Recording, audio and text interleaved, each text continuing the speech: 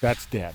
Dennis Potter is not counting on a good crop this year. We're 3 weeks from harvest, and I don't think we'll get in if it continues. We won't get in it if it continues.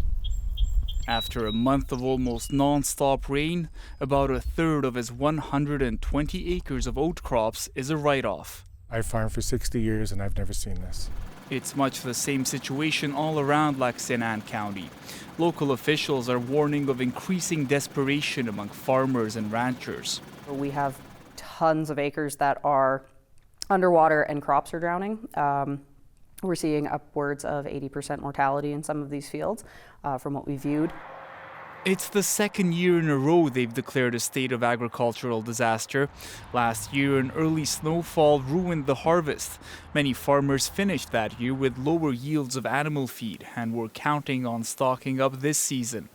That's not happening. We are hoping that will open up some funding and some assistance.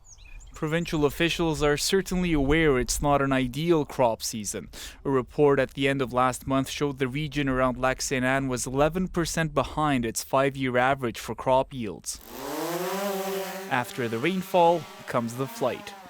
This soil and crop expert captures aerial pictures, helping landowners map out their properties to see how much is usable. The gray areas are basically 100% loss. He says this year is bad, but he says farmers are used to dealing with unpredictable weather. It's part and parcel of farming. You'll never have a farmer say, there's absolutely perfect conditions, or it's a little too dry or it's a little too wet.